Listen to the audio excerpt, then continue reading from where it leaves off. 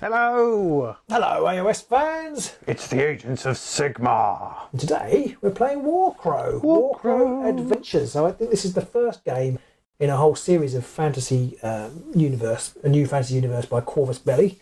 They are of Infinity and Aristea fame. We played Aristea way back when, Pete. I don't know if you remember. Yes, we played it a long time ago. Yes, I do. And this uses the same sort of dice with interesting symbols on that Aristea uses. Multicoloured dice. It has got green ones. We're not sure how the green ones are going to go on the old old live stream. Not well. They're special invisible dice. Look, what was it? You have to guess. Invisible dice. We'll explain those ones. Yes. So this is a fantasy dungeon crawler, and they say it's the first game in a line of fantasy-based games from Corvus Belli.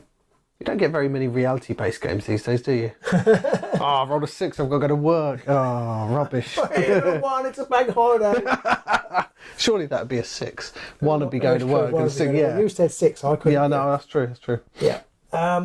And this is app-driven, which I think I prefer for dungeon-based games. Yeah, we've got the app ready to roll as well.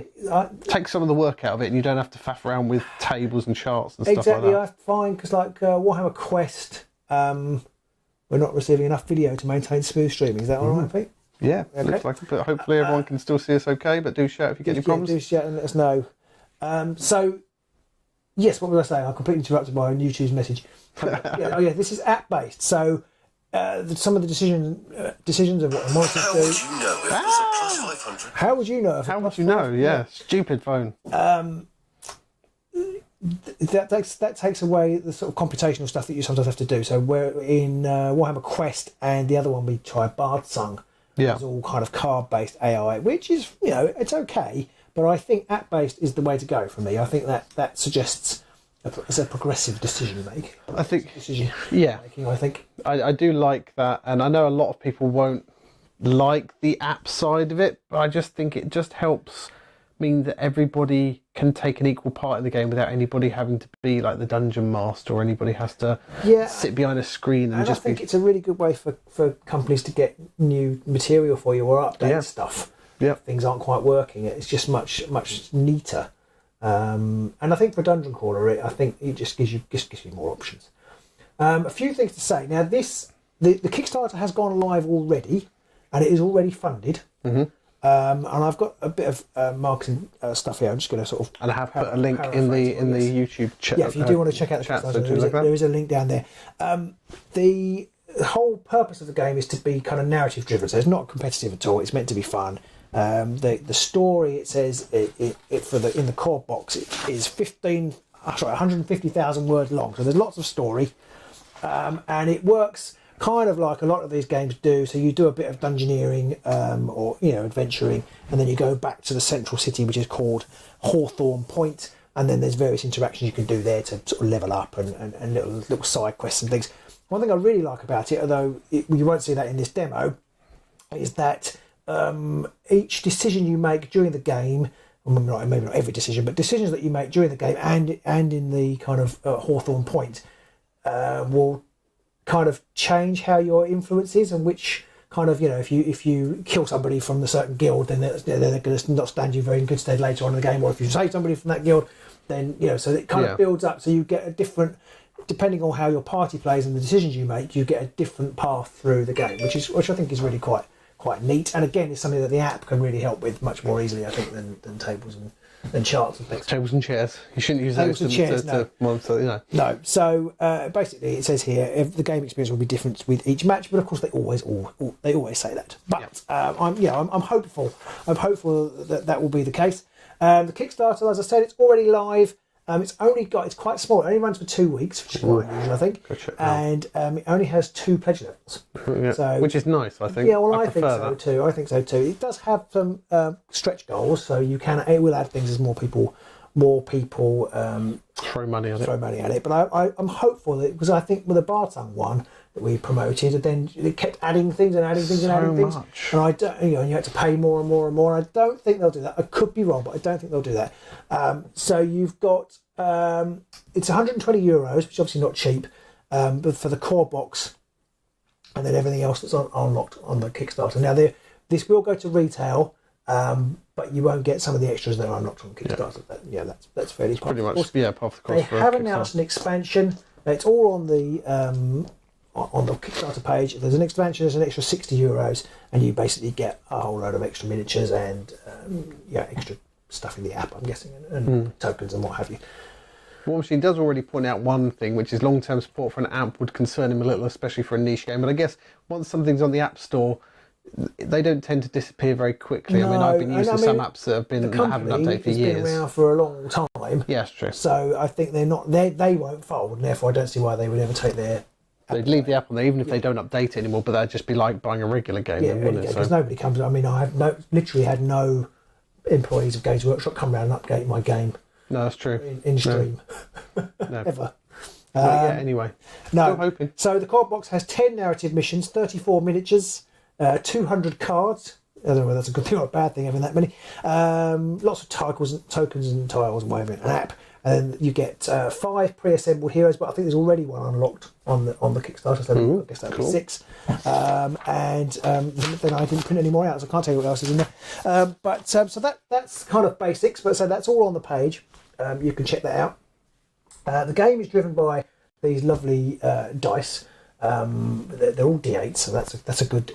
Do you like a D8? And they're all in lovely blocky primary colours. That's another good thing in its favour. Yeah. And they have these kind of bespoke symbols on them, and they have different success values, and they do different things. We'll try and explain as they go along. You see, you've got things like crits here. So Pete rolled all of the defence dice there. I don't know if he did that deliberately. I wasn't. No. They're all the defence. Crits, there are different shields, types of defence dice. And then if we look at the other ones, these are all red, so these are all the attack dice, and you've got like apart from that black one, just smash stuff. Yeah. And there's the successes. There's these crit symbol or exclamation marks. They're not necessarily called crit symbols. I'm just calling them crits because they're from MCP. Yeah. But yeah, so you've got all these different symbols and stuff going on there. And they interesting mechanic, which I think we probably will see in this demo. The demo is actually really quite short, but me. You will there's a hierarchy of dice. So within the attack dice, the yellow dice are considered to be lower than the orange dice, which are considered to be the lower red than dice. the red dice. And the red dice have more successes on them. But interestingly, the orange dice have more exclamation marks on them. So they're a bit swingier. They're swingier, but the exclamation marks actually allow you to trigger powers from your character. So it's because you have choices of upgrading or downgrading dice. And when I first read it, I thought, well, why on earth would you ever downgrade the dice? Why would you pick a dice that was less likely to be successful? There we go. Basically, because if you get an exclamation mark, some extra effect happens. So that's an interesting one for the math heads, I think, working out which dice they want to use. Sterling Northam has asked, do we know if the game will be available on his side of the pond? To be honest, he's not sure how Kickstarters work, is the reason why he's asking. Generally, if you check the that link that I've pinned to the chat, it will take you straight to the Kickstarter. It should have all the information on that page as to, where it will go to and how much it will cost to get it. I'm sure places. It will. I mean, Corvus Belli are a big company, so I'm sure they have American distribution. Because sometimes you can get burned on postage for Kickstarters when they're on a different continent to you. But I don't know, but I'm sure they'll have a US distribution, which means you won't have to worry about custom fees and exorbitant delivery costs. There's normally a little description on the Kickstarter page of how. Of what the likely costs and things will be. It will be coming to retail, which means almost certainly if you don't back it, you can pick it up. You just won't get some of the stretch goal things. Normal channels. Just going back to the game, it's got a really neat initiative dial. When I first saw this, I thought, well, that's a bit, that's a bit of a gimmick. But actually, I think it might be the best little mechanic I've seen. You've got this. That's the turn sequence. Is this number in the middle that you can see that goes all the way around. And you put your characters on the outside edge, but we will go into. We'll explain it as we go. But basically, the better your agility. So the faster you can react to things, you progress round the dial slower. You don't go as far. So my dwarf is very slow, and they have an agility of 5. So they don't start 5, and then you go to 10. 5, and then I go to 10. Whereas if there's the fast elf, we're not playing tonight, I don't think, has an agility. Well, mine's an elf. Yours she's got an agility of 3. There's a super ranger type elf. Oh, okay. They have an agility of 3. So they basically. Mine's agility 3. Oh, is it? No, that's your speed. No, that's sorry, initiative. Your initiative. Initiative's 3. Initiative. No, it's 4. Initiative's 4. So no, it's definitely 3. Essentially, if you have got a character that's initiative 4, in these 10 turns, I say 12, in these 10 turns they will activate on 3, 6 and 9. That's if you've got initiative 3, not if you've got 4. initiative 3. If you've got initiative 4, you'd activate on 4, 8 and it does actually go around again, 12. So you would activate less often. It's really neat. But you'll see that. You'd activate more often, not less. If you were 3, you would. Yeah. So we're so good at explaining it, we can't even agree with each other. No, it's up. No, it's definitely down. And then the little token when you play, when your little tokens go in there. Yeah, it's really cool. And the other cool thing is you place the character tokens first, and then monster tokens get placed on top. It's actually the other way around. Other way around, sorry. Monsters token goes first. I've played this game. We literally haven't played this game before. This is the first time we played it. Robin only explained to me like 5 minutes ago. Yeah. Monsters go first, characters go on top. So characters activate first, and then they move on from the 3 to the 6. The monsters are still there, then they will activate. But if they then moved on to the 6, it meant when you get round to that point, the monsters would then go first the next time. Yeah, because they'd be on top. So it works from the top downwards. So I like how that helps to sort of vary the initiative, and it means the fastest fighters don't always go first all the time. No, is there a DM or is it random generated with the dice? It's the app. The app. It's app driven. Yeah. You do have to roll the dice on behalf of the monsters. Yes. Which is the only slightly. You've rolled a 1 again, Gribbly John. Only slightly, not off thing, but there's one bit which says roll them simultaneously. I was like, well, how can I do that? There's the models themselves. I don't know if you can see that from there, but they are pretty sweet. I think the quality level on them is really good. We are a bit Games Workshop snobby about our models. A little bit. Even me. Yeah. Whereas you're a total fanboy. Yeah, I am. But I think these are really quite good, especially the hero models. These models are resin that are showing up, that we're showing up. But the models in the final product are plastic, and therefore these are quite brittle. And there's an amusing story about this. We're running a little bit late on there. We should have had this a month ago. Yeah. But somehow, through an administrative error, our copy went to America first. So it was, I think, reviewed by Glass Half Dead, who's done a review. I don't know if that's up and available. But somehow he got I don't know what happened, but basically he sent our copy to America with the wrong address. Bearing in mind he's probably less than 100 miles away from exactly, us. Yeah, certainly no more than 200. So it's been all the way over to America and come all the way back. So it really is a WARCROW adventure. It is. From that perspective. So a few of the models through there, because they've been travelled thousands and thousands of miles, are a little bit broken. There are some bigger gribbly things. This one has taken a little bit of battle damage during the post, but it's quite a cool, weird gribbly monstery thing. And there are some bigger ones, some smaller ones. I have got the bits in the hammerhead. I haven't stuck them. What's he carrying a shark around for? So that's sort of entertaining backstory. So we are running a little bit late. So this literally turned up right at the end of last week. Yep. So we haven't had much time to prepare, which is why we're doing all this live. And I've got to send it on. I don't know if there's a postal strike on Thursday. I'm going on holiday on Friday. So I have to send it on tomorrow. So gotta go. We've finished tonight. I've got to pack it all back into the box, seal it all up, ready for go in case the postman comes at 8 o'clock tomorrow morning. Yeah. So we are about to start the game, the adventure. Yes. Let's. So Peter's got the app on his phone. I've got the rule book on mine. The full rule book, as stands, is ready to download on the Kickstarter page now, so you can see how it plays. You can even see all the rules then. You can, although there's the bizarre so anybody choices in places that you can't actually read the rules. Oh, okay. Literally can't read them. They just yeah. Anybody, I guess it's probably because they're going to not print it on white paper. They're going to print it onto. Well, maybe that might be it. But there's some nice black text on dark red. That's not so useful. No. So we're going to play. Anybody who's already gone downloaded it and is reading it and is probably quicker than us, tell us when we get something wrong. Yes, please do point out. Although I will say, if you do know how to play the game, we'll obviously try our best to be accurate. But please don't point out all the nickels and things, because it's Yeah. After the fact, live is fine, but after the fact, it's a bit pointless. Yeah, because we don't have it anymore at that point, so it's not like we can go back and replay it. No. But if we do something fantastically wrong and you think it's worth mentioning, like it completely imbalances the game, and we finish this going, that was rubbish, we died in 3 seconds, and it's because we forgot that we have possible. Yeah, and it's because we forgot we have 3 wounds or something like that, then do point that out. A bit like our very old game of Underworlds, the first game we played, where it's like, I got 2 successes and I do 3 damage, so I've done 6 damage. I've one shot you. That was really easy. Right, so let's start the game. So here is the board all laid out. But it doesn't start like this. Obviously, it doesn't start with anything because you don't have a board. And then you start the app, and the app has a little story, which I'm going to read to you now. It says, "A cry in the night, one that no one heard or pretended not to hear. There are cruel people in this world, heartless people who would not shy away from ripping an innocent child from the embrace of their family. But alas, that's the way the two moons travel the skies. Or is it? A child was abducted during the night after a violent squabble that left a corpse on the street, but no traces, tracks or clues that might point towards the perpetrators. Although the child's family is heartbroken, the lack of solid evidence means there is little to nothing the local authorities can do. There was, however, a witness who claims to have caught a glimpse of the kidnappers through their window. "I saw monsters," they babbled, as shaking from head to toe and crying fear. "Monsters! Monsters! Monster mash." Sorry, that's not really helping. Lacking in both ideas and manpower, which is it's the complete summary of us.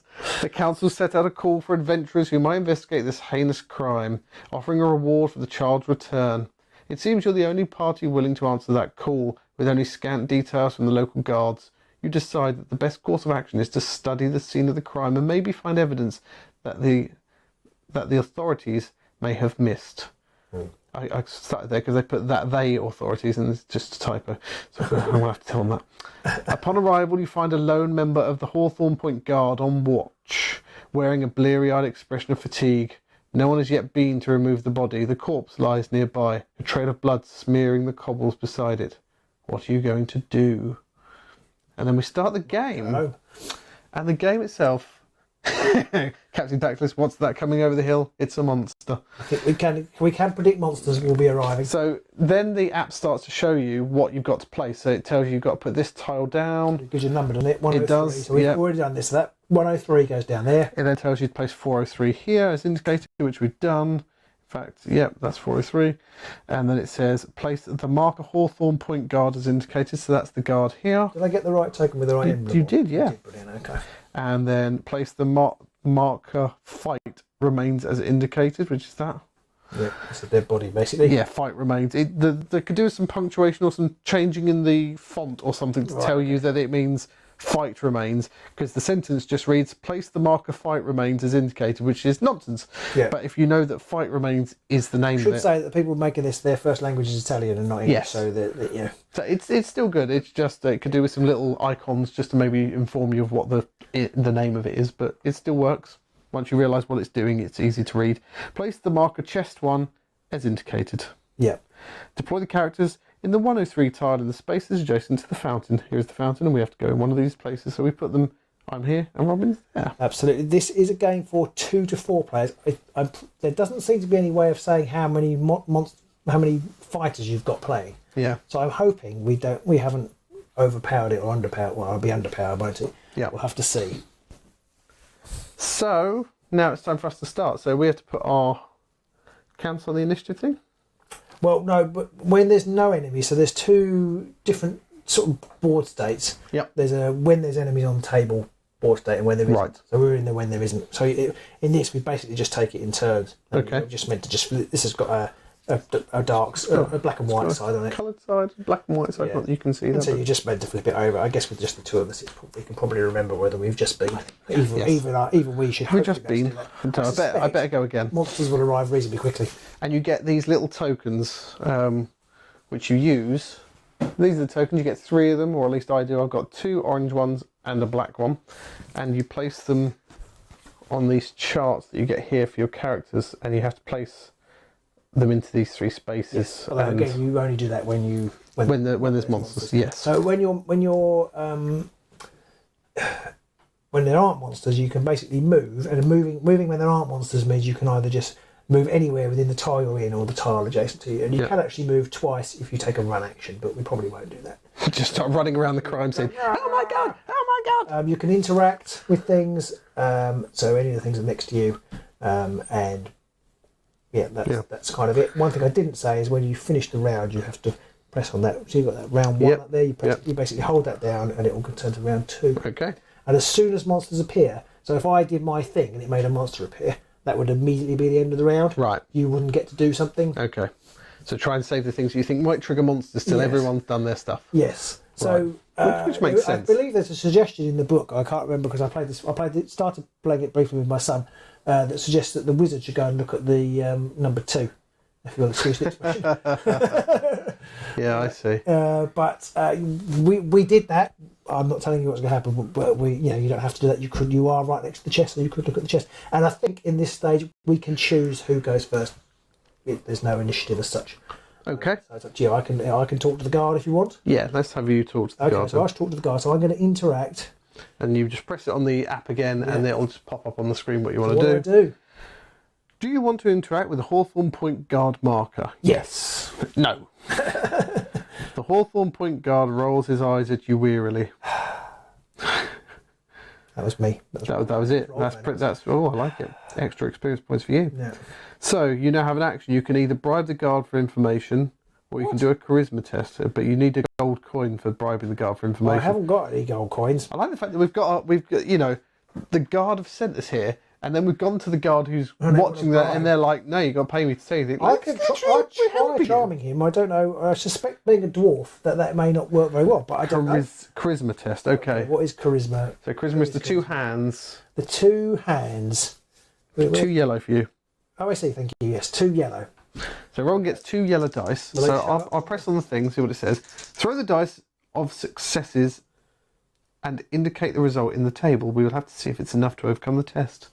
I got 2 successes and some exclamation marks. If I had a thing which enabled me to use those exclamation marks, that might do something, but I don't in this case. Okay. So I've put in 2 and I've hit check, and it says the guard sighs and shakes his head. This isn't the first missing child, and something tells me he shan't be the last. Be the council didn't mention that, huh? Things haven't exactly been normal lately. Look, the witness's name is Imani Babad. Easy for you to say. Yeah, well, no, it wasn't that time. Ask around, maybe you'll find her. She said she saw monsters, and I believe she's telling the truth. Mark a clue space in the mission log. Yeah, I don't know what that is. Mark Imani Babhad. I don't know whether I haven't got a mission log. Remove the marker Hawthorne Point Guard. Okay. We've spoken to him. He's done. Used to us now. So I've got a thing here. Oh, there we go. So we've got a mission log here. Oh, I never found that one. You just press it on the right hand side. Mark the MI. Okay. So I think because it told me to do it. And that's just the log. That's not the mission log. No, I see. Is there a mission log? No. No. I don't know where the mission log is. Okay. Hopefully someone can tell us what it is. Is it on the left hand side? No, it's not. Yeah. Don't know. Anyway. Okay. I don't think it's going to be that important. And I can now do a move. You can do your move whenever you like. So I'm going to do my free move, and I will move over here, and I can move to any square. Not any square, but you can move in range of your movement. No, in the when there are no monsters. Oh, I see. Yes, makes sense. You can move to any square in the square tile you're in, or the tile you're adjacent to. Okay. I think that's right. If it's not, well, that's what we're doing anyway. Yeah. So I'm going to interact with the chest. No. This abandoned chest is secured on with a rusty padlock. I can either attempt to pick the lock with an agility test or a strength test. I think I'll try agility, seeing as I'm an elf. So I have to take an agility test, which for me is a orange and a yellow. Oh. So let's roll those and see what happens. Oh, that's all good. Two crits but no successes. So I'm 0. I'm going to guess it's going to say no. Annoyingly, it looks like you've got to go back into the app and type 0 again, but nothing happens. Remove the marker chest 1. Oh, you broke it. Somehow I managed to break it so much that we couldn't access what was inside it. Yeah. I was so clumsy, I made the whole thing set on fire. Oh, Pete. Okay, and then that's me done, so I'm just going to move. Should be over to there. Yeah. Okay. So now I press the end around. Yeah. Yeah, that's it. I think you kind of... Yeah, right, so now we're on to 2. Okay. So now... Well, now, do you want to interact with that? I'll interact with that. So I'm going to interact with the bloody remains here. Bloody remains. Do you want to interact with the fight remains marker? Yes. The remains left by the squabble is still on the street. The nauseating stench of dead flesh greets you as you get closer. Right, so now I've got to take a perception test. What do you perceive, Peter? I perceive a dead body. 2 yellows for me. What do I get? Oh, 2 successes. 2 successes. There we go. You're more perceptive than you are agile. The corpse is bent and twisted into an unnatural position, and the stench turns your stomach as you approach. The flesh is covered with gashes and some bones seem to have been removed. How can you tell from a distance that bones have been removed? Looks like jelly. I mean, I wouldn't like to... Like flat, just like a discard cloak. And used to pin the body to the ground. Oh, I guess there you go. That's because it's sticking in the body still. Okay. That's quite gruesome. This is a PG-13 game as well. No tracks can be seen nearby, just a smear of blood across the wall as if the body had been scraped across the bricks before being embedded into the ground. Lovely. Indeed, this is a grim sight. Indeed it is. Mark a clue space in the mission log. Yeah, okay, if we ever find that, we will. Who is playing their turn? So it's me. I have to select the elf. You feel something freezing to the touch, something all too familiar. You recognise the unmistakable sign of the tinge attached to parts of the body. You withdraw your hand immediately, but say nothing. The tinge... You say nothing? I'm not telling you, stupid dwarf. It's ironic that you picked the dwarf and I've got the elf, whereas, you know, I'm the one with the beard and you're the smart one. The tinge is something that's in this game. It's not just something. There's some dye on the body. It's an element in the game. I can't remember what there's the stain and the tinge. I think they're kind of related. But basically, I guess for people who play games, workshop type games, it's effectively a sort of taint of chaos. Yeah, but nasties.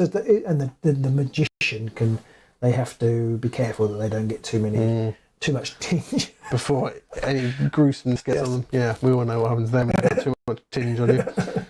So I withdraw my hand immediately, and then the character remains stunned. Oh, you're stunned. I am stunned. Absolutely stunned. Stunned that one. Yeah, that's stunned. Stunned does something, but I can't remember what.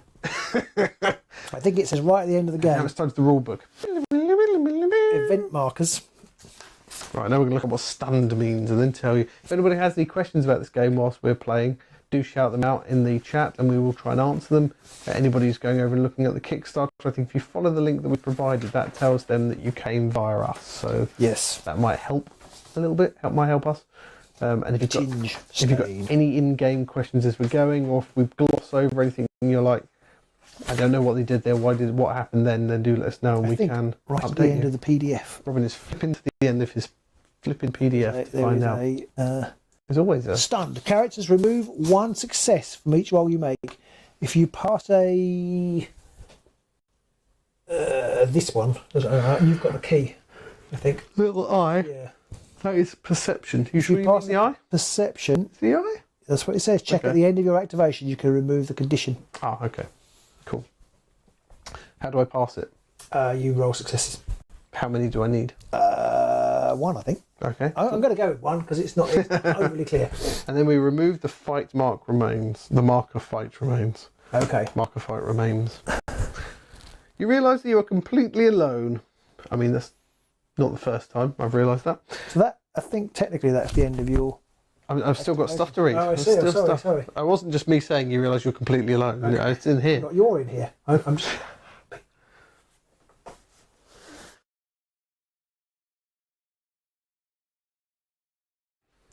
You realise that you're completely alone. The street is silent, save for a gust of wind that whistles through the alleyways. What was that? It's a whale. Some kind of land whale. A gust of wind. The long shadows cast by the sun lengthen. You can tell... Instantly, you can tell how our roleplay sessions go. When someone tries to be serious, it doesn't last very long. Just fart noises and silly jokes. The long shadows cast by the sun lengthen unnaturally so, shifting too quickly for your liking. I mean, if any shadow shifts, I don't like that. Because it shouldn't happen. No. A moment later, there are no longer shadows at all. Dark, slouched forms stand before you, silent and menacing. Oh. One of them points a gnarled finger at you, and then as one, they shamble forwards. That's not good. So we've got a new zone. New zone. What is it? It is place tile 105 as indicated. I have that handily here. How handy. And that goes... so it's quite handy that you can move around the map to see where things go. I don't like this. Place the marker beggar as indicated. Ah, beggars. The worst kind. That one? Yeah. The beggar has a very fancy symbol for a beggar. I don't think he needs to be begging. Oh. What was that? That was his fancy, because he looks like an aura. Yeah, it does a bit. Yeah. Place the marker chest 2 as indicated here. Chest 2. I'll try and unlock that one with my axe. You're headbutting it. Next time. Place the marker closed door as indicated here. Closed door. Oh, is that on the B? It is on the B. Yeah. And then deploy one marked unit in space C of tile 403 or adjacent Marked spaces. This is a bit confusing because that is actually a model. It's a marked. It's called a marked. It's called a marked. Is that's And it says in space C of tile 403. It doesn't actually indicate where space C is. there? Oh, I see. So that'd be on tile 403. Yeah. Yep, so that is that one. Oh, hello. Hello. Is that a marked? Yep. That's a very weird looking thing. It's marked. It's marked. Deploy Hello, one. Mark. Deploy one husks unit in space D of tile 103. So 103. Oh, where do they come from? They're coming from everywhere. They're coming out of the floor. And that's it. I'm just going to say, I really like the leafy cloak of this. I'll leave it out. I know you can't really see it, but it's actually really quite lovely. You can actually see the individual sort of leaves milded onto it. I was slightly sad that I didn't have time to try and paint one of these. I don't know whether that was in the remit of the Send them on someone else just splattered with paint. of the demo, but I am disappointed. But hopefully we might get a finished copy and we can paint them up. So Like models. that's the end of round 2. Now on to 3. Right. So now we change because Yes. it's not. As soon as monsters come out, we go straight onto round 3, and that's so I don't get to do an activation that time. But so now we're into the activating when enemies are around, and we now use the initiative track. Initiatives, and 1 is there. Yeah. It goes all around to 10 there. So mine is 5. -5. That's really bad. Yes. Yeah, mine goes there. And mine is 4. So I And go then, there. The marked is 4. Why do you hate us, Mark? In fact, they're meant to go on first. Oh yes. No, that's the Mark's carrying some massive long stick with a cleaver on the to top of it. 5. It's worrying. The marked is 4, and you go there. You go there. So Now we get into the thing that everybody wants when it comes to fight. role-play games, which is just fighting things. Yeah, you have to have a weapon. You've got staff. I've got an axe and shield, and basically you can. I think I've got this right. You have these cubes. That's what they're called, cubes. You have these cubes, and you place them on your character sheet. You've got Right up there. yeah, you've got on this side here, you've got various options, and some of them are in brown, some of them are darker brown. And you put each little square, you put a cube on, and it triggers whatever this is. There's a key. I have a key here, which I cut in half by mistake. But I have a key. You can't really see that, but I have a key of what the things do. And depending on where you put the cubes, each time you put a cube down, you can take an action. These look rubbish because they're just printed out on paper because they're not the finalised version. So there'll be cards in the real game. Yeah. And I recommend that you don't cut them in half. No. But so each time you use a cube, you can have an action. But the more cubes you use on these action slots, the better. The better things you can do. You can have 3 slightly less powered actions, or you can power it up to be a bit stronger. So I'm going to try. I don't know whether this is a good idea or not. In fact, it's not even me first; it's you first. I don't know what. I've got no idea what I want to do. How far do the enemies move? Do we know? Well, they have a movement of 2. Okay, and they're just going to come straight for us, aren't they? Going straight for us. Yes, that will be driven by the app. Actually, Oh yes, good point. the AI will be driven by the app. Okay, so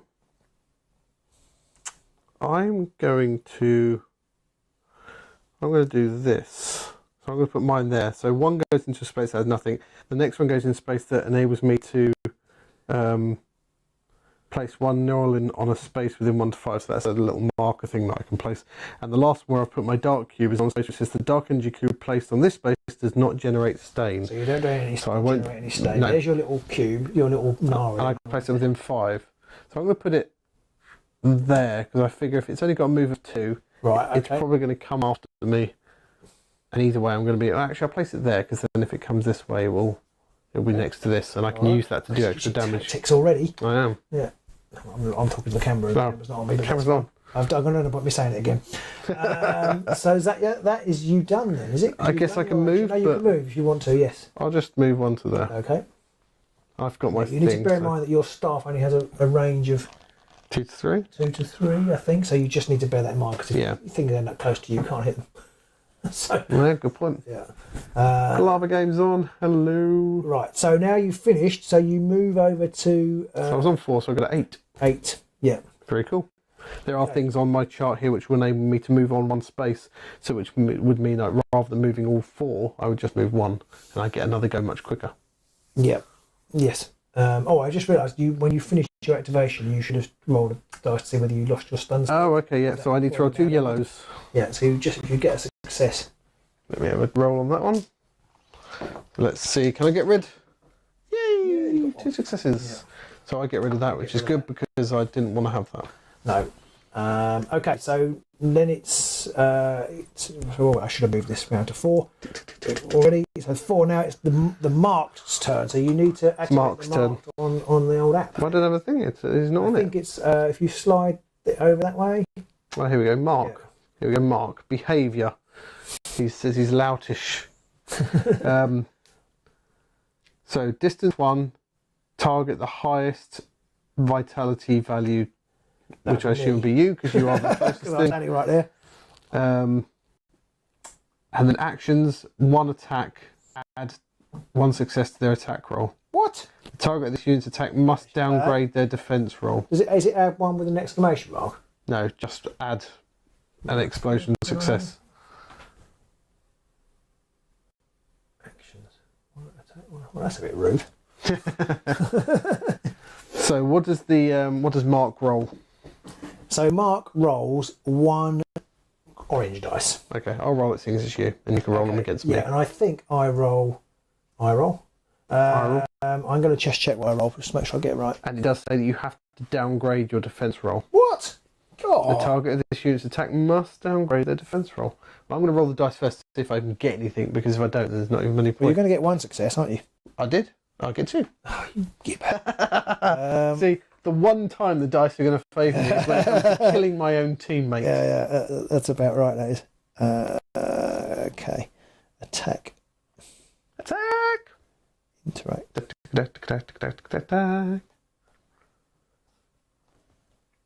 I thought defense So roll was... make a face-to-face. I'm just going to check that I get there. So I have my defense and my armour.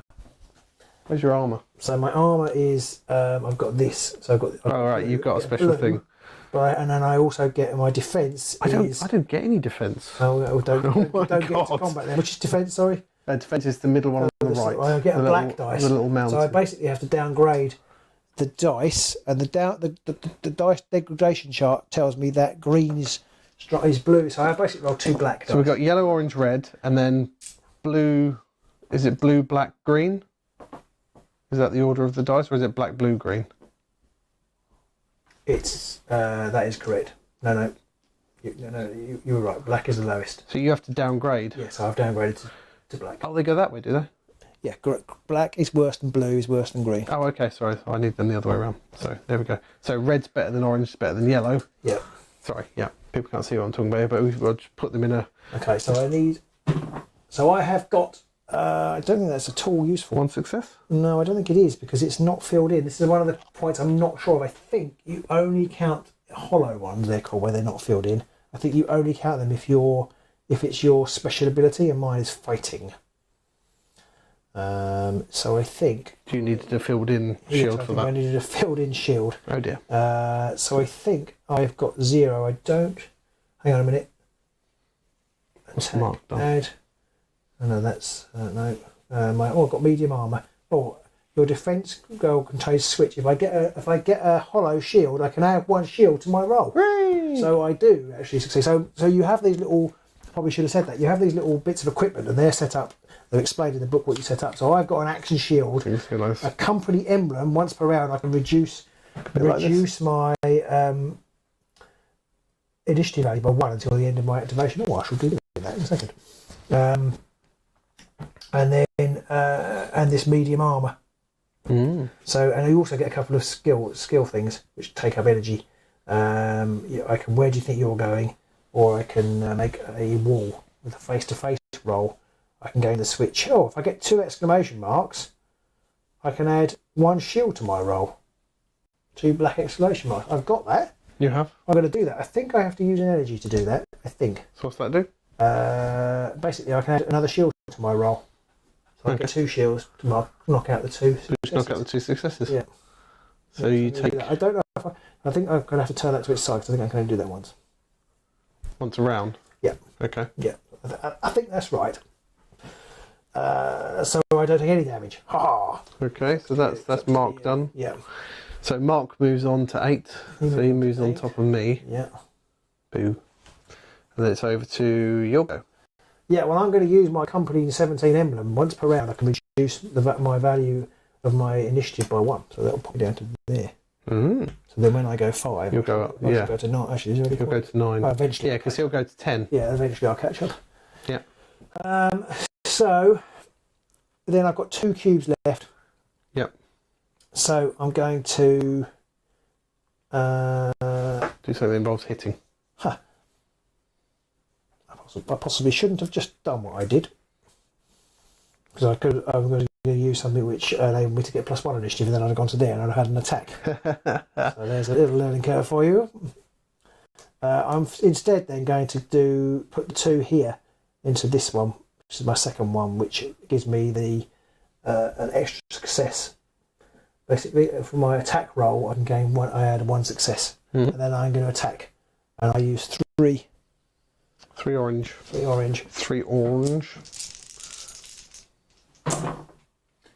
So I got 1 success, 2 successes, a crit, which went. Okay, I can't. I don't know. Oh no, my shield. If I get. Oh, hang on a minute. Sorry, no, I've done that wrong. Done it wrong. Robin. Sorry. What were you meant to have done then? I'm not sure. I might take that back. Let me just double check. Right, between the value of the weapon you're using added to my armor attack roll. What? Your armor attack roll? Well, it's got a little armor attack roll. What's this one? That's strength. That's yeah. not attack. I see. I'm with you. Yes. Aren't your attack rolls on the actual character, Yes, on the equipment cards? I roll 1 blue one, and I roll that 2 blue ones. 2 blue ones and an orange. And I get an extra success. Where did you get the 2 blue and the yellow, the orange from? So the 2 blue. So my medium armor gives me blue. Yeah. Which is the armor roll, and then this shield is when it attacks you on an orange. Sorry, it's not just shield. Action shield. You get 1 orange, 1 blue. Okay. Roll them again. If I get a shield and a crit, then I can add 2. So you've already got 1 because of where you put your points. Yeah. 2 successes and a crit. Yeah, but no shields. No shields. So basically, it's an extra. So it's 2 successes total. Yeah. Okay, so Mark rolls what on his defense? So Mark on his defense just rolls a. Oh no, he doesn't. Which is defense? Is middle on the right. He doesn't have any. Is it a castle? No. Yes, it's a castle. He just gets a black one. Is it a black one? Yeah, Mark is black. Oh, they're in a different order. That's slightly annoying. There's different orders on that card to our cards. Ah. So he rolls 1 black. Yeah, well, they are. Yes. Shield, but it's not filled in. It's not a filled in. And a crit. So a crit. No, I think that's just an attack. So he takes 2 damage. I don't know. Do you think that? I've got. That is a black crit, isn't it? Yeah. So, but that's add a success to the roll. Yeah, so that means he gets a success. Okay. So 1 success to your 2 successes. So that's 1 damage he takes. 1 blood. And how much? 4. 4. Okay. So he then moves on. I move on. Sorry. Yes, it's you. I move on. So I move on my 4, which takes me up to 9. Yeah, you move on 5. 5. So that still takes you up to 9. Yeah. And then it's time for the husk. And the husk's behaviour is distance 4+, which I am. Yeah. Approach. I think he moves twice.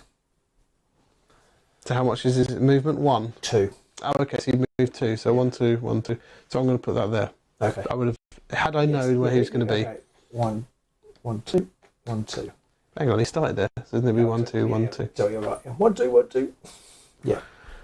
that's all he does. So what does your little token do? Enemies adjacent to or on a Norlin gain the slowed state. Slowed. Yes, and it also comes in useful when I attack things if there's a token next to it. Ah. So slowed is this kind of webby thing, which kind of makes a bit of sense. Yeah. Put it on his card. Got a slowed husk.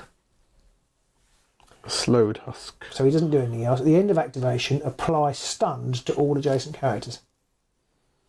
So I'm stunned again. Yeah. There we go. Boo. Okay. And then they finished. So they go up to number 10.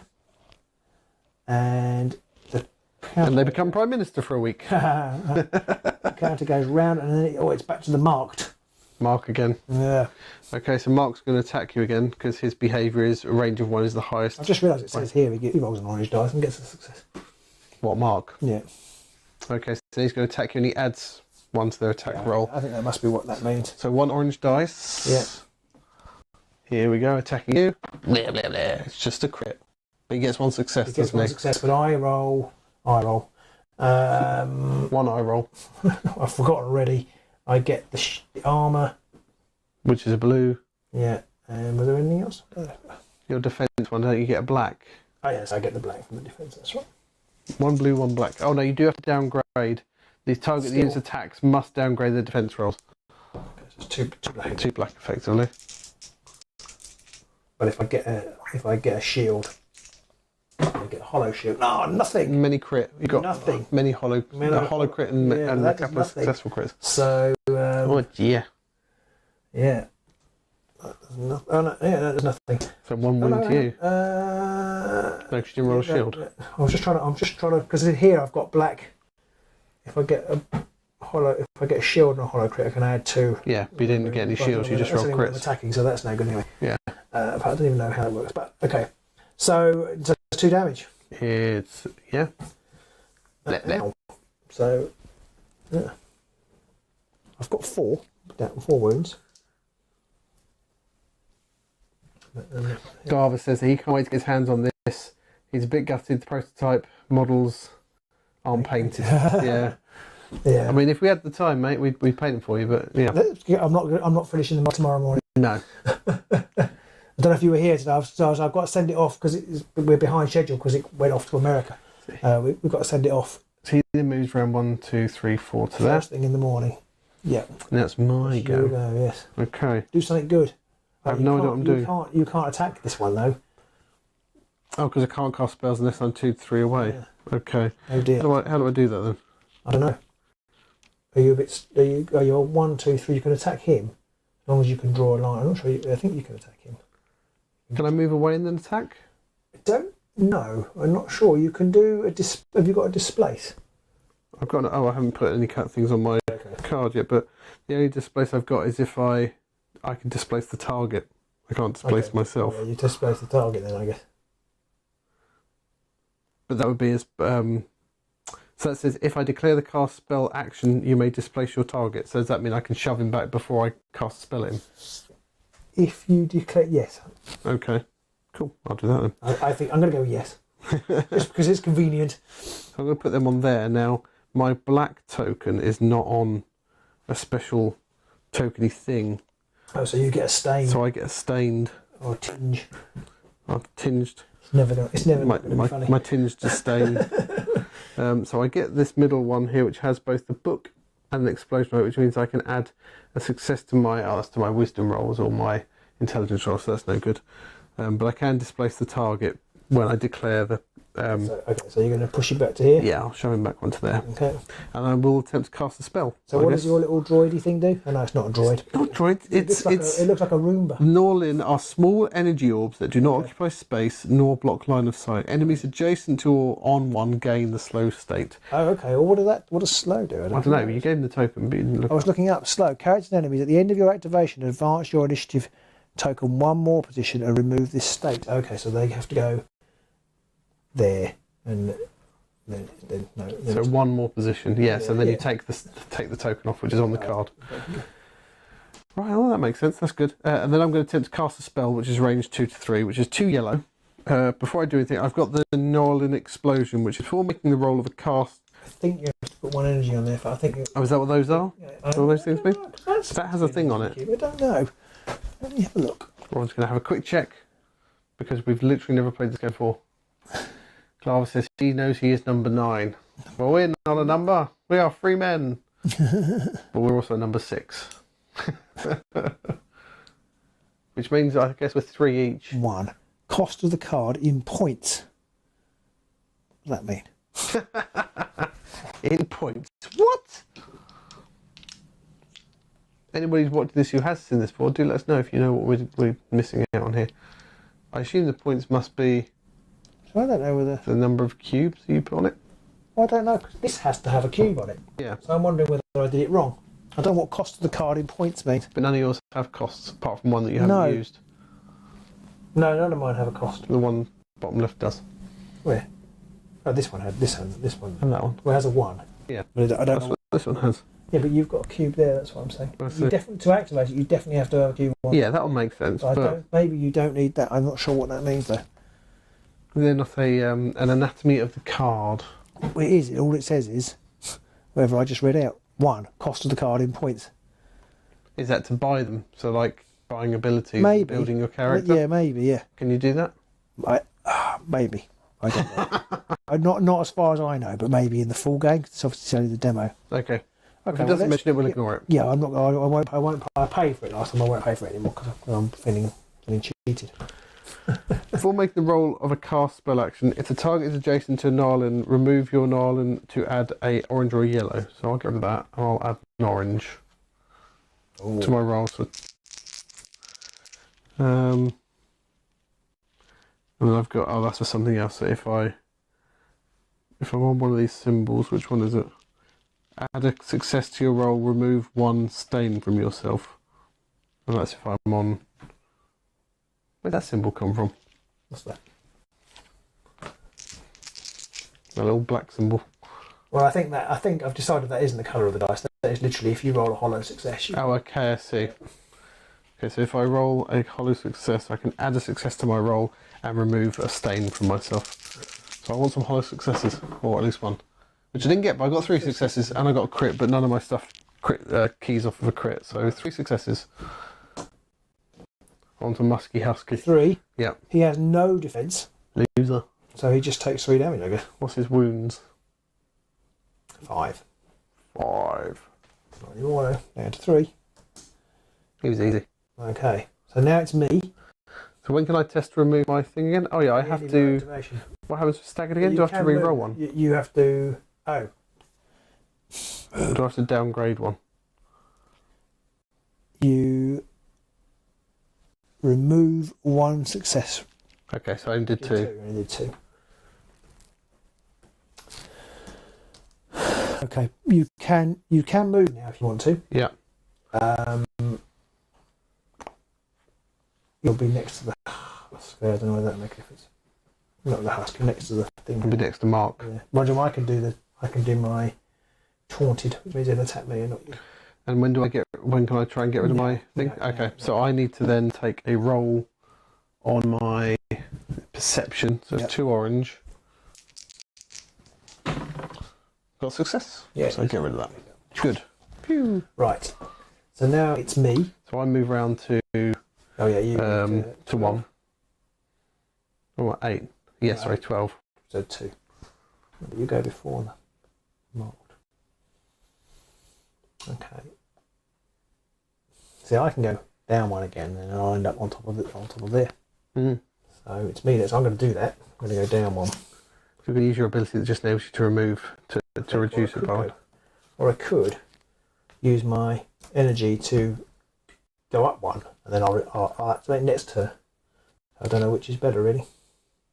I guess if you do it that way, you're fixing yourself on that path to have to do whatever the other things are on your card. So I think I will. I'm going to try. I haven't tried it before, so I'm going to try and do it. I see what you mean. What does that one do? Your target gains a stun state. Well, that sounds quite good. Yeah, because stun means they have to reduce 1 success. And that one. You're not going to use the last one? I might do, but I don't know what it does. You set the results of one of the dice in your roll. Oh, you can just set it. Yeah, I don't know whether you do that before or after. I'm going to guess before. Because it would be very powerful after. Yeah, because you can see which one failed and then change it, but... Exactly. Okay. But I'm not going to do that because I think I'll get an extra attack with this little dice. Is that what that does? I think because you can activate as many times as you've got energy cubes. Oh, really? Yeah. And each time you activate, you can attack? Yeah. Okay. That's handy to know. I think. Could be wrong, but I think that's how it works. So, oh no. Yeah, no, that's okay. So I will attack. So I'm going to roll. So you're going to shift yourself around one? Well, I know that's next to. That's when I use this one. Sorry. That's when I use this one. Oh yeah, no, that is when I use. Yeah, it. So, it's that one, yeah. That's, yeah. So I shift myself around one. Yes. Yeah, and then your attack here will stun Mark. Yes. So he gets a stun token. And what does stun do? I've already. It's He reduces success by one. That's good then. So now I'm going to roll. You got to remember how many dice you got. It's green and a blue. Green and blue? Sorry, orange and a blue. I don't know why I said green. And another blue. Do I have to lose a dice, or is that only when I'm attacking? No, I think that's when he's attacking you. Okay. It doesn't mention anything about attacking him. Okay. I'll assume that would be on his card otherwise, but it doesn't mention I'm anything on stunned, his card. aren't I?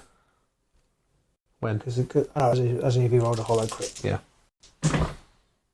Ooh, one success and a filled-in shield. Now you have a thing for a filled-in shield and a crit. Oh, I do. Filled in shield and a crit. I can add 2 successes and remove 1 shield from my roll. So I'm going to remove 1 shield, as I have basically got. Oh no, it's not. It's not. Oh yeah, no, I can do that. That's perfect. So that does that. That was a hollow crit. Yeah. So that's 3 successes altogether. It is. Now he doesn't have any defence, does he? No, well he would roll 1, but he gets 1 less success because he's stunned. If you see what I mean? Yes. So even if he gets a success, unless there's 2 successes on here, which there aren't. Wait. Another hit. I don't know if that's on his attack all the time. If he gets an exclamation mark, he can add a success to the roll. Well, no, that's a star, not a shield, and it's not a success. So he takes. What did I just roll? 3 successes. 3 So successes. he takes 3 damage. I killed him. Get lost, Mark. Yeah. You're rubbish. Okay, so Mark's counter disappears, Yep. which is there. Goodbye, Mark. I've got 1. And he disappears off the board. I've got 1. One. No, I could move. I could move over here. I'll cover him in the face. Soak him up. Oh no, I can't. Oh no, I can move my movement, which is 3. Hang on, 1, 2, 3. So I can still go. Which is exactly what you I put. can get to there. And then I've got 1 token left. Yeah. Do something that just hits him. Yeah, I can put this here. What's that do? Place 1 taunted token on enemy within 1 defiant range. I'm going to put a taunted token on him. What's that do? Means he has to attack you? Yeah, I think so. Somewhere it tells me that. When an enemy attacks a character adjacent to you, that character may increase their defense. No, that's not it. When an adjacent taunted enemy activates, rotate this card. You become the target of every action of the active enemy. Nice. So then I can then roll to hit him. I think that's the bit I'm not quite sure of. I think each time you do it though, you can do an activation. And then you attack or whatever. So I roll Same as before. same as before. So it was that one. 2 blue and a orange. If you can get enough successes, you'll just be dead. Oh, Or you can get no success, but a crit and a shield. so I can get crit and a shield, and I have to remove that. It's 2 successes basically. Yeah.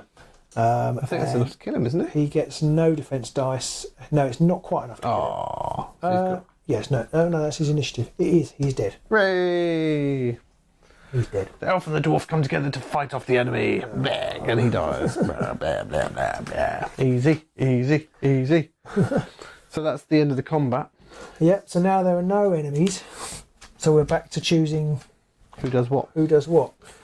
Well, I interrupted last time, so I'll let you. That's probably Go the best first. as well, because I will have to use my run action as well, because I can only move. I can move to here. I thought you could move anywhere when you No, were. but I on your tile or an adjacent tile. Oh, I This see. isn't an Yes, adjacent right. tile. Gotcha. So I can Gotcha. run over to here, but then I can't do anything else. Right. So I will go here to this door. Okay. So I shall go over to here to the beggar. And talk to the beggar. Do you want to interact with the beggar marker? Beggar marker. Do you? As you approach the beggar, he looks up with an expectant, if somewhat addled, smile. So much like me on most workdays. You notice his face is burnt, scarred, making him look older than he really is. Yeah. So do I want to use gold coin? No, I don't have any coins to give him.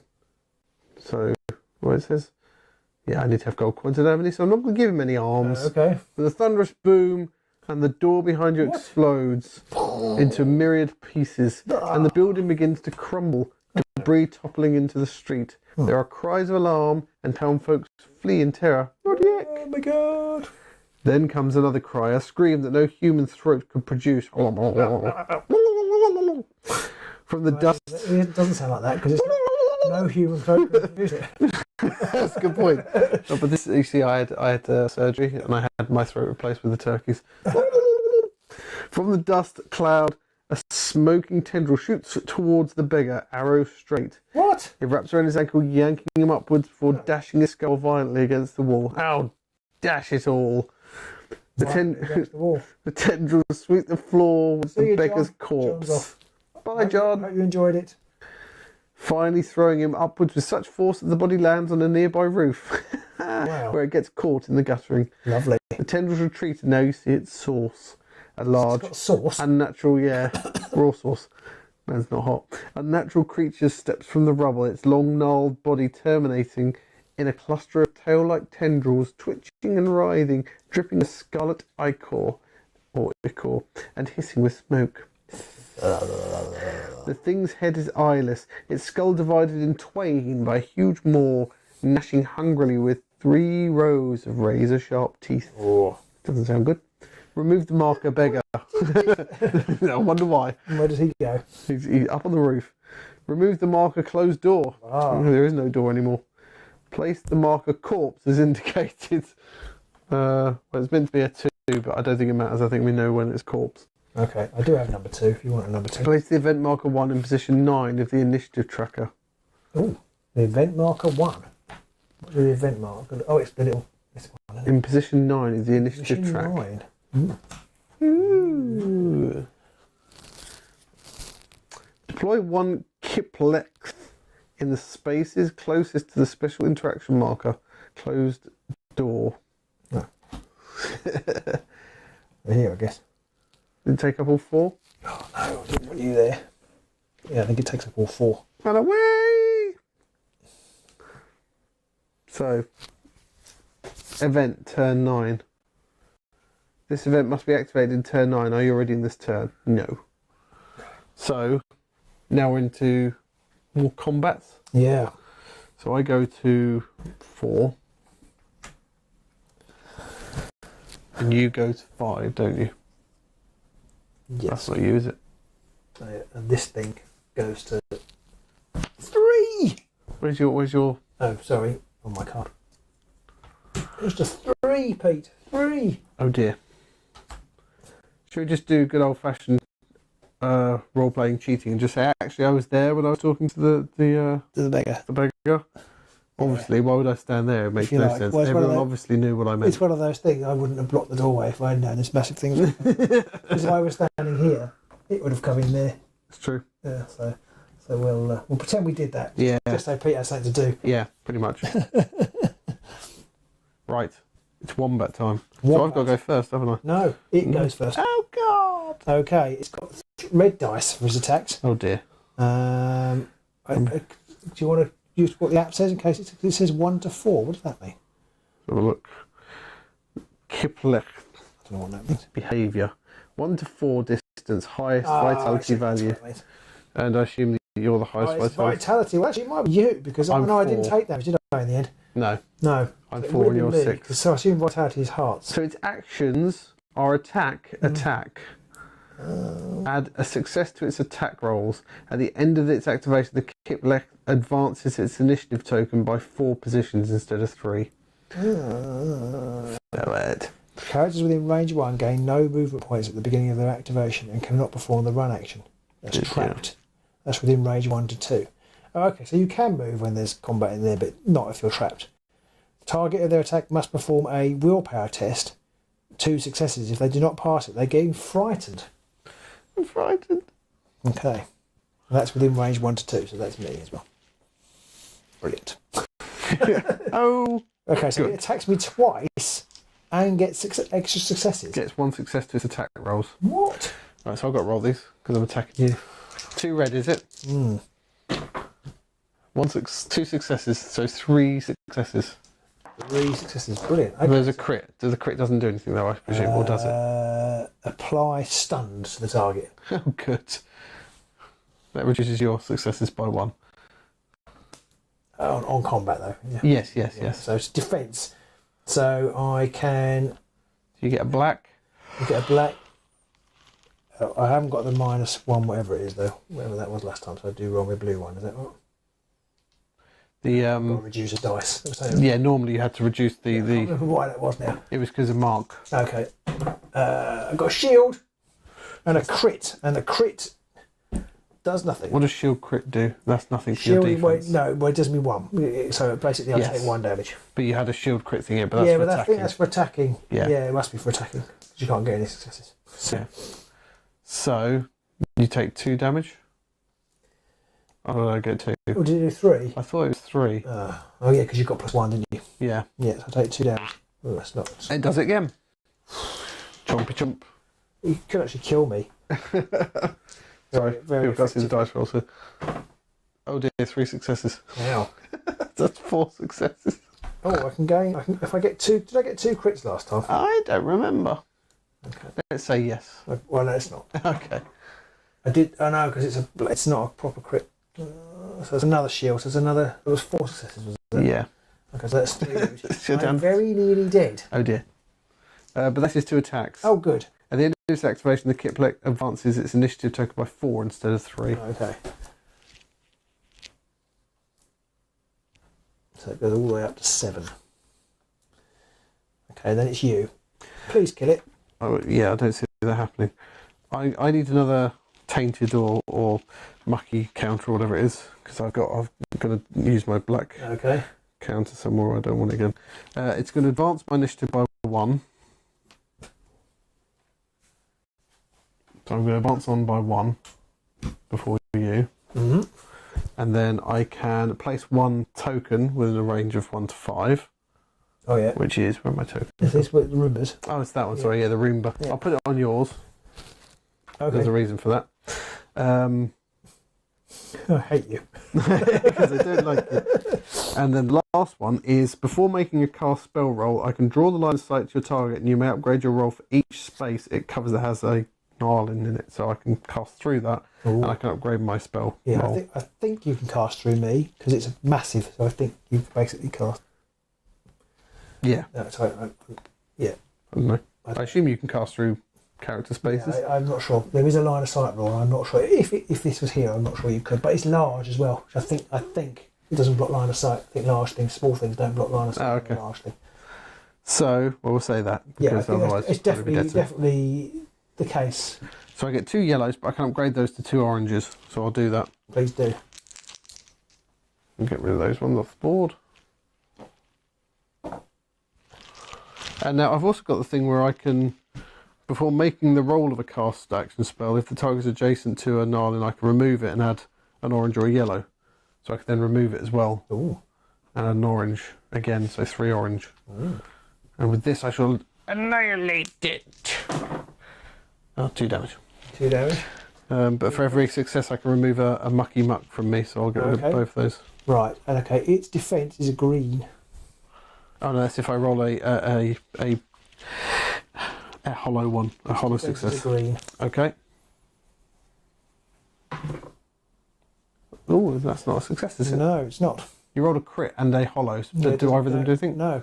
So was it 2 damage he took there? Yes. And he's down 2. 13. Oh, we're so screwed. Yeah. I mean, I get to go first again in a moment, so Okay. I'll be able to do exactly the same thing. I assume there's no way to heal yourself or anything like I think they were in the chest that we haven't opened. that. Okay. Technically, I think I can interact with that one, but maybe not at the time. Maybe not now.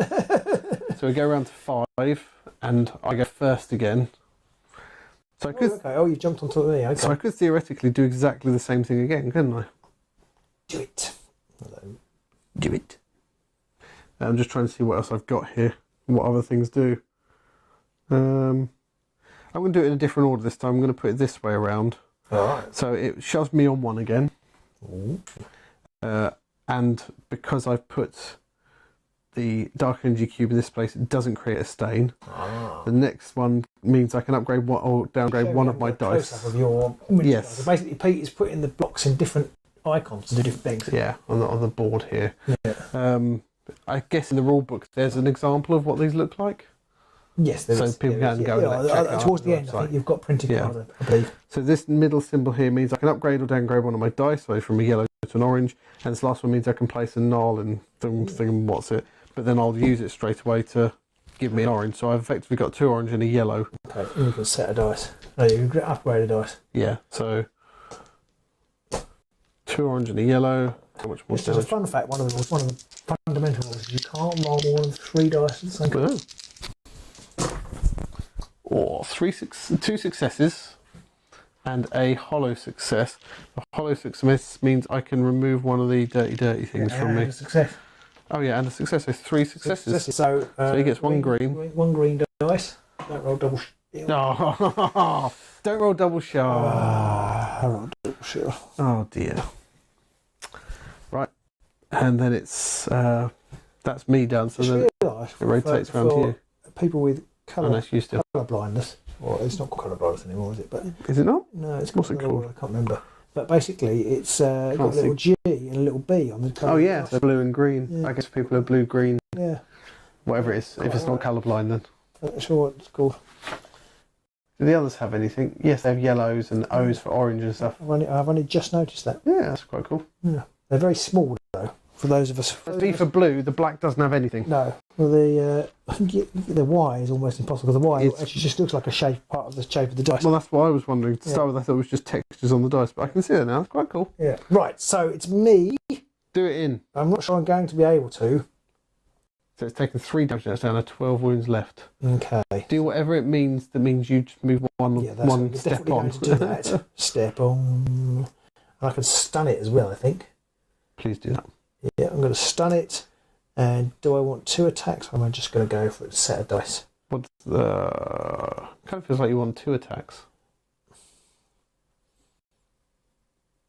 Yeah. Okay. Okay then. Oh, can I move after my action? Yes. So I might as well just move over to there. Okay. I have to go around this red thing, I presume. Does that block line sight, this red outline? Oh, it might do actually. Yeah. Well, in that case, I'll move to there. Stand on the body. Yeah. Okay, so I'm going to do 2. So I'm going to move myself up 1. And I'll place a stun counter on the Gribbly, which gives it 1 less success. Okay, well that might be good then. Yes. Especially as it rolls many successes. So then I attack it with an orange, but I get 1 less. I'm stunned, so I get 1 less success. Oh no. So I roll a blue and another blue. Okay. That wasn't very good. Oh no! That was rubbish. That was terrible. I missed everything. No crits to key off of anything. No. That's for defence, isn't it? So I need a shield, but I only got a hollow shield. Oh dear. Not an actual shield. So that you got something that does 2 crits down the bottom, but I don't know what that does. Yeah, it's when I gain the switch, add a shield to my roll. Oh, Or 2 okay. crits. So that's good on defence. So that was rubbish. So with the last one,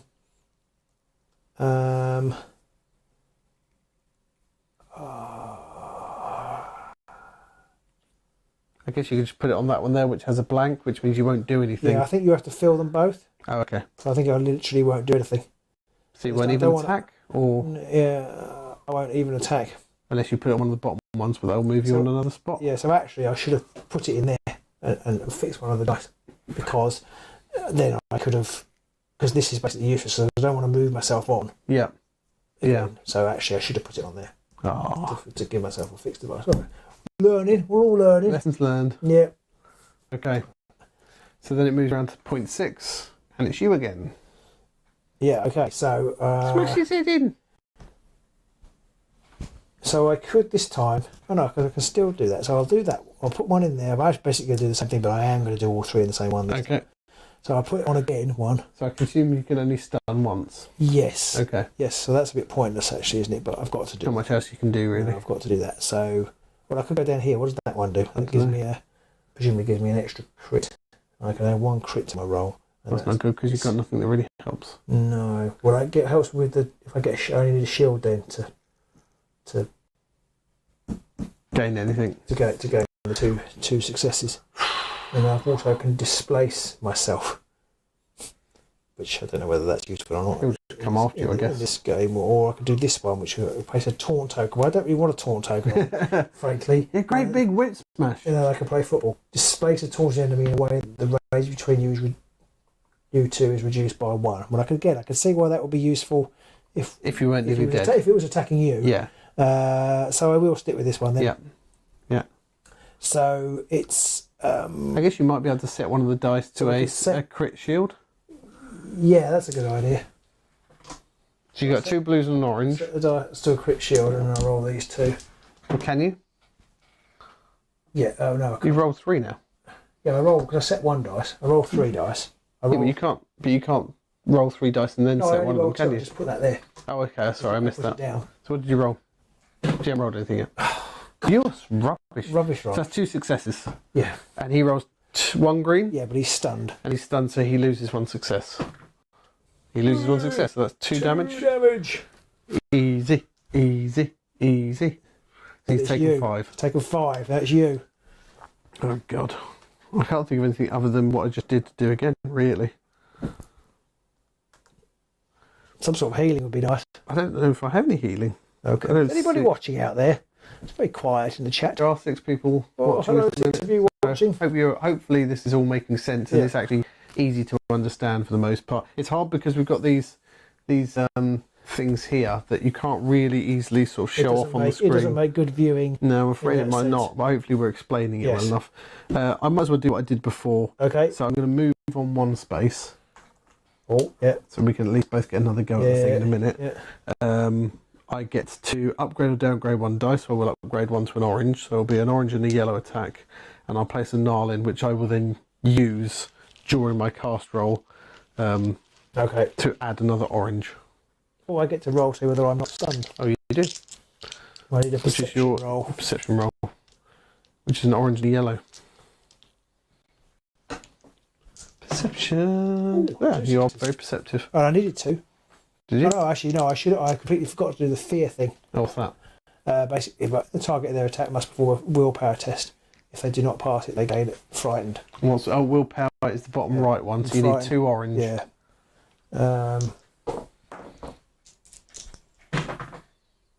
Oh no, it's only 1 success. You need 2 successes then? Yeah, I need 2. What's that do? This is got willpower test frightened. Before rolling dice, I must remove 1 offensive dice from my attack rolls or 1 defensive dice from my defense rolls. Oh. If I pass whatever that one is, I get to a willpower. A willpower test. I get to. Is there a symbol for frightened? Is there a little tokeny thing for frightened people? Yes. It's water, wavy water. Oh, hello, War Machine.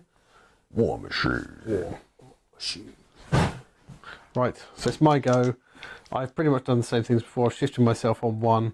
I've upgraded 1 of my dice to orange, and then I've placed a narwhal, a narwhal, and then I've used the narwhal immediately to give myself another orange dice. So come on, many hit. 1 hit. Boom. So 1 hit, and then he's got 1 green defense. But he's stunned, so it removes 1 success. Hooray! So he takes 1 damage. So he's up to 6. Okay. Is there anything on the app about the monster or not? No, just his behaviour chart. Oh, okay. And that's it. So. How'd you kill thing? Oh, you click on that next. Have you killed? I think. Yeah. No, we haven't defeated. No, we didn't defeat. Just say yes. Oh well, we have. We accidentally hit it in the app. Okay, yeah, right. So it's. So where do you go? So I go on 1 plus 1. Okay. Okay, but it's going to fight. Yeah, it's going to have a go in a moment. It's going to kill me at the moment. But it might attack me first because with distance 1 to 4, it goes for the highest vitality value. Okay, that'll be I you. assume that's me now. Yeah, so I'm going to just basically doing the same thing again. You want to clobber it basically as much as you can. And I guess I want to go on 1 initiative, don't I? Yeah. So basically, yeah, I'll do the same thing. So you move I on am 1 initiative. frightened, which means I have to remove 1 offensive die from my attack rolls, or 1 defensive die. So I have to remove a dice. So you're normally 2. So I've removed the orange. You got 2 blue. I've got 2 blue, one of which was set to this success, which enables me to do 2 successes basically. Because this is no use. There's this one. This one is. I can remove 1 offensive dice from your attack rolls, or 1. Yes, I have to remove this one. Don't you want to move? Can't you remove the blue one then? No, I have to remove an offensive dice. Do you? Yeah. Oh, okay. Specifically. Boo. So you have to remove the orange one. So you've got 1 blue dice, but that only rolls. But you could roll another shield crit, which will give you another 2 successes, wouldn't you? Well, is it for each one? Yes. So you only roll 1 though. I managed to pick up Slate Slash. Smake smash. Who's sitting here? Oh, 4. 4. So he rolls 1 green dice. He gets 2. No, I think you can only do your power up once. I've just realised. Oh, boo. Yeah. Well, he stopped 1 because he rolled a double But he's success. stunned. Oh, you rolled a double success. Yeah, so 1. So he's taken another one. So he should be up to 7 wounds. Because you didn't put the one on I did. Oh, sorry, darling. Okay, so now it's his turn. Well, you can roll for your I can fear. roll my willpower now. I've got a success. What do you need? Do you need 2? Well, I don't know. It says if I pass a willpower test at the end of my vaccination, remove this condition. At the end of your vaccination? Yes. This one says the target of their attack. So I think that I passed that, but when it attacks me, I'll probably end up getting feared. It'll be you actually, won't getting it? feared again if it goes for me, yeah. So then it moves around 7, which is the big gribbly thing. Yeah. And now this does say that. So it should have already been on 7 because we were on top of it. Oh yeah. So this says distance 1 to 4 is highest vitality value. I assume that's me because your vitality value is high, but you've taken 5 wounds, so you're only on effectively 1. I assume that's the case. Yeah. So it attacks me twice. Oh dear. Cluck. So what's it roll? You've got to roll them now. Oh yeah. Okay. So I have no defence. You've got no defence. None. Oh. Okay. Yeah, we're probably going to die then, aren't we? Is it 2 red? It's 2 red, and you said it gets an extra 1. I can't believe it doesn't have that on my thing, so I'm not going to give it to it. Add success to its attack rolls. Okay, well, that's 4 successes. You're dead. So you're knocked out, which is you're not actually quite dead. You're knocked out. He's not dead yet. And then his other feeling attack better. presumably is going to go against me. Oh, Nothing. that's what I need to roll for you. Yeah. Apply stunned. That's Oh, your I am stunned. stunned. So what happens to me now? Then do I just lay there until you save me? Yeah, effectively. Right. So then he moves on 4. Yeah. 1, 2, 3, 4. And then we move around to 8. And it's you first. So I think. War Machine says you're going down. I'm assuming you're talking to me. Yes, I I am. think so. Shall I attack him? Yeah, I mean, what else are you going to do? Run away? I can displace myself, and then I might be able to. Drag this out longer? Might be able to resurrect you. How do you resurrect people? I don't know. I can't remember. I didn't really focus on that. It's an action. It's an action. Or should I just attack him? Just attack him. Right. Go down swinging. In a blaze of I glory. do the dice, I think, but I lose it. No, I don't lose a dice. No, but I have to downgrade the dice, don't I, for being stunned? Is that right? No, Stunned. downgrade is you, stunned is you reduce it by 1, you said. Stunned, remove 1 success from each roll you make. Okay. So I don't.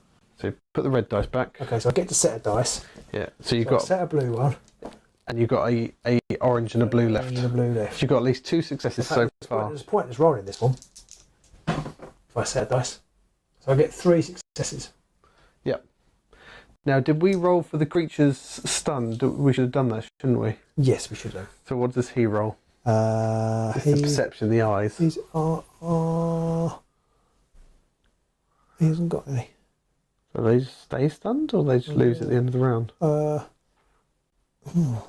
Enemies. At the end of the activation, he removes his. Right, so he's no longer stunned. He's not stunned. So he can get whatever successes out of this one. 1. So he takes 2 wounds. 2 wounds. I might go on 1. So you're unconscious. It's me, so I just go blah, blah, blah, blah, blah, and then I go on 3, I presume. Yeah. 4, How did sorry. I stun him? You used your thing, wasn't it? Yeah. So... Do you want me to see what happens when you're unconscious? I'm guessing I just sort of dribble a bit. Unconsciousness. When you fall into unconscious state, remove all tokens from your character, and all your energy, basically. I've got very not much energy left. I'm not very energy If it were unconscious, you cannot be the target of attacks. Okay. You get consequence cards. Oh, there's consequences. But I haven't got those. They're not in the main game. I'm not sure how I unconscious you, but I think that's when there are no enemies around. It kind of feels like it's a no enemy situation. Yeah. Right. Okay. So basically, I've got So move around to 3 9. turns to do 6 damage. Oh, you could do that. So I'm going to do 2 again. Yep. So basically, it's do the same thing each turn. Yes. It's not even 3. Oh no, it is 3 turns because this is turn 9. So, Yeah. Although something else happens on turn 9, doesn't it? Oh yes, we're on turn. Yeah. Oh no, we haven't got to it yet. We haven't yet, but we're in a moment. Okay, so Just as everyone's dead. This dice doesn't do anything, so I'll just roll this dice. It's another That's success. 3. Yeah. 3 successes in total because you've set 1 to the result that gives you 2 Yeah, successes. don't roll double shield. So 2 wounds. 2 wounds. So it's up to 11. Yeah. You just need a 5. Okay. And then you move on 1. Move on And 1. then we have to see what this thing does. It's an event turn 9. This event must be activated in turn 9. Are you already in this turn? Yes. What's going to happen? It says you're stuffed. Your blows have no discernible effect. Now the beast pounds the ground, causing great cracks to open across the cobbled street. The beast's fleshy body twists and turns, and it suddenly leaps high into the air. Perching nimbly in a nearby rooftop, its blood-dripping tendrils shoot towards you, catching your ankles and yanking you to the floor. For a moment, you fear that you will share the poor beggar's fate, yet the creature freezes. Its breathing becomes heavier. Its eyeless head looks up. How can you look up if you've got no eyes? As if listening for something. The tendrils release you. Its eyeless head looks up as though listening for something. Wow. The tendrils release you and recoil to the monster's hideous form. All you can do is watch as the creature roars, its limbs cracking and disjointing, shrinking to a finger's width. Then, almost formless, the creature slips into an impossibly small crack in the wall, leaving behind nothing but a bloody smear and an unbearable stench of burnt flesh. One by one you stand, not entirely sure of what the thing was or whence it came, let alone why it left so suddenly. Although grateful of having survived the encounter, you are left with even more questions. Oh. Remove the Kiplect from the scenario. That's it. Is that it? So, We haven't been moving on the turns. do you do that each time you go around then? Yeah. No, each time. I can't remember when we last did it, but I was, yeah. were you? We're Yeah, only I on think turn so. 3. You can't be. I don't know. Anyway, Yeah. so we're on turn 4 now. We did get wrecked, Glava. We did get wrecked. Yeah. Um, So what happens? well, I'll interact with this thing then Okay. and see what that is. Do you want to interact with the corpse marker? Yes. The beggar's body has been left bloodied and broken, but you notice something shining beneath his torn, ragged shirt. It's a pendant, and even at the first glance you can feel that it is no ordinary trinket. The moment your hands touch it, you feel somehow better. The oval... I'm just better than you.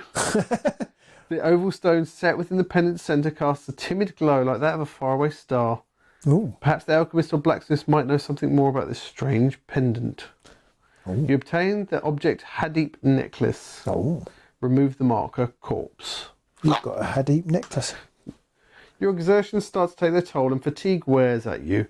Maybe you've had enough excitement for one day. It would be wise to return to the Brave Parsley, which is the place we came from, the pub, to get some rest and focus your mind. At least you've learned one thing today. Bizarre things are happening in Hawthorne Point. Ah. Well, basically, That's the end. yeah. Basically, I just have to go next year and do the recover unconscious character. Oh, okay. And then you only get 1 conscious. So I get 1 wound back. You would get 1 consequence card. Oh, okay, but we don't have those. But So I that's guess the it. things like you've got a horrible limp now or You something didn't like let that. me look in the chest. It didn't let me. You went and did the thing on the beggar. Well, I on the beggar body. touched the beggar corpse and it was just like, you're done, goodbye. Yeah. Well, there you go. I don't know how that went for people watching at home, and I expect that without being able to see what we're doing with these and knowing what all the things do, it can be a bit dry to watch people playing it, but hopefully gave people an idea of how it plays. I think it actually plays quite intuitively once you start playing. I think it does. I really, really like the initiative marker. Yes, Really War Machine clever. said that he likes the turn mechanic, Yeah. and I like that as well. I think there's ways for when you're in trouble that you can start to gain more turns, and assuming we haven't got it wrong, and you can attack each time like that. Yeah, that's interesting because each time you attack, it actually, if you can do more attacks, but it moves you on more, which is quite clever. Because basically 3 of these, because you can't place them in. You can only place them on the track. So you've got 5 tracks. You can only place them on the track once. If you want to place them on you have to place them on all. If they've got brown markings on them, you have to place them in all of them. So anybody looking at it, you can see there's some of them are brown. So if you want to use this top track, you have to put them on all 3 to be able to use that. The next one down has 2, so you have to put it on at least 2, but you can put it on this 3rd one as well if you want to gain that ability, or you could save that 1 energy to then go again, but you could only use one of these bottom 2, which have 1 energy on, to do that. And But it's interesting because mine is if I want to get an extra success, which I can have, I don't get to move my initiative, so I can have an extra success and then basically jump way back. Because I've got an initiative 5, or I can just shuffle it on 1, but then I'm not quite so effective.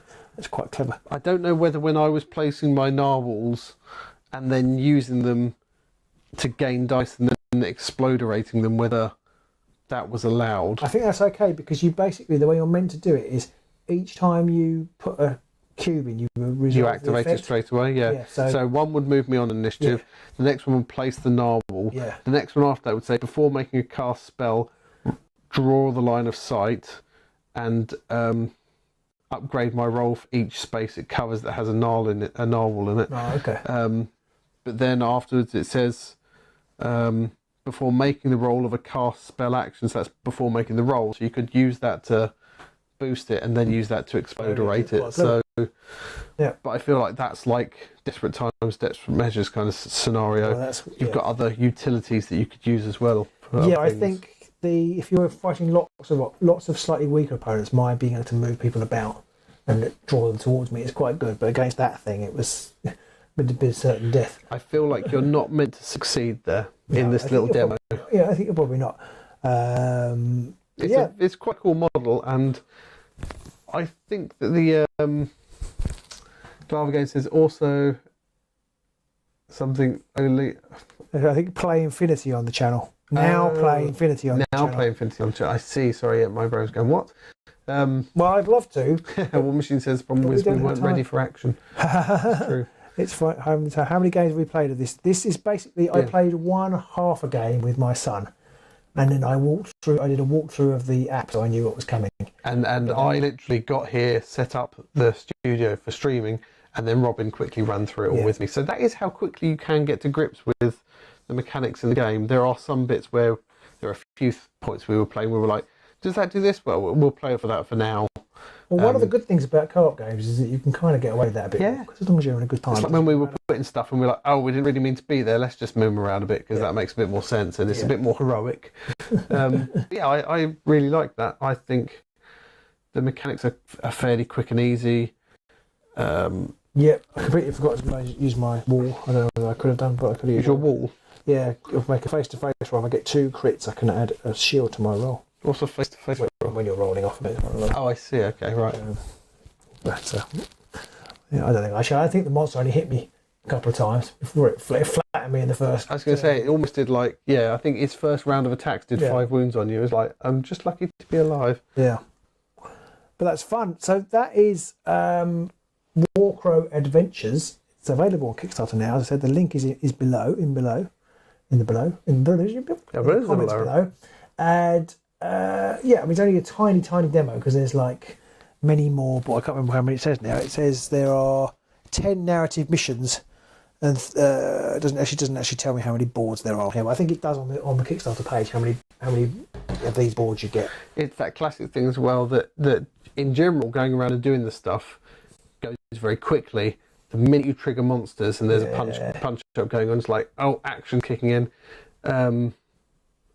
I do like having an app as well. We mentioned that at the start. I do like having the app to help drive things so that you haven't got someone who's got to be the poor little sad sack DM behind the screen who just gets to sit there and also, say things in stupid accents and stuff. It didn't particularly in this instance, but I think it just gives them more option. When you've got card-based things like the Warhammer Quest box, because I did the review of the new Warhammer Quest box, the actions are pretty dull. Yeah. And the monster things is pretty dull. Yeah. And it may be that it's not any more interesting, but somehow it feels more interactive when there's an app. Well, they can do those things like they can place markers in the combat phase, so they can say, when this happens, then suddenly maybe another monster turns up or stuff like that. So there's just a bit more going on, and if they decide actually the whatever that thing's called is too overpowered, they could update it in the app to say actually do this with it or something. Extra success or something like that. Jarvis says that we get a free copy now too. Well, hopefully so. If we do, awesome. Well, maybe you will see it more on the channel then. And these models, if you are interested in the WARCROW kind of environment, these models apparently, I don't know if they all are, but certainly the hero models are going to be usable in the tabletop war game that's coming out, I believe. So that's quite cool. And they are pretty nice models. I really like them. They're the kind of things where you just think, I'd like to paint one of those. I don't know what I'd use it for exactly, but I'd like to paint one just to, I'll play WARCROW, but it's really nice. I like the set. Obviously, I guess a lot of these little special items and stuff, there's ways to advance your characters via other cards and stuff like that, which is all nice to have. Yeah, because you then go off, after this we would go off into the town situation and we do little side quests and build up. I don't know how you gain experience or whatever, but you get better. Yeah. So it's pretty fun. I realised that I've got one in here which is I can add a success to my wisdom rolls or something. No, my intelligence rolls. Right. So there must be situations during combat where you want to have to roll intelligence on something. Yeah, so I'll have to think about that. That's a good point. I guess maybe there's something. Yeah. Yeah, I don't know. But maybe it's just something that's in the full game version rather than in this bit. But yeah, everything makes pretty good sense once you've had one or two quick run-throughs and then it's all pretty straightforward. So if you do have any questions, do feel free to shout them out in the comments. We will try and respond to them as quickly as we can.